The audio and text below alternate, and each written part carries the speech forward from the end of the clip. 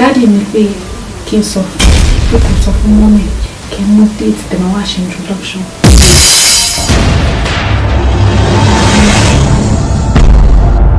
Tó bá yẹ pé mi kò bí o, tó sì pé mi bá bẹ́ẹ̀, tó sì dúró èrè yọ, o ò ní fi ọmọ.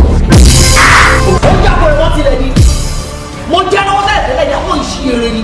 Àbọ̀ ni bàbá ọ̀jà láì já ẹ̀ sọ̀rọ̀ bẹ́ẹ̀. Ẹ gbàgbé o, mi ò fi yá mi wá sáyà nípa ẹ̀. Wọ́n ṣe ẹ̀ẹ́dẹ̀ẹ́dúnmí jọ.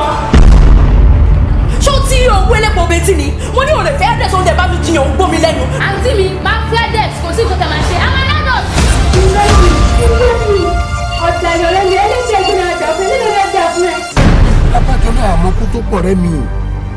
A wá gbogbo nǹkan tó ṣẹlẹ̀ sí tó jẹ́ pé àkànbá ń lé pé ó ti dòkú kò sẹ́ni tó mọ̀. ṣé nǹkan tó yẹ ṣe fún mi lọ́jọ́ yẹn ló di ọmọ ọwọ́ mi. tó o sì mọrú odù tó o yàn ọ gbọ́dọ̀ ṣípò ilé ọkọ kan. Kí lọ̀rọ̀ mi jọ? Ṣé adùn ni àbí ikú?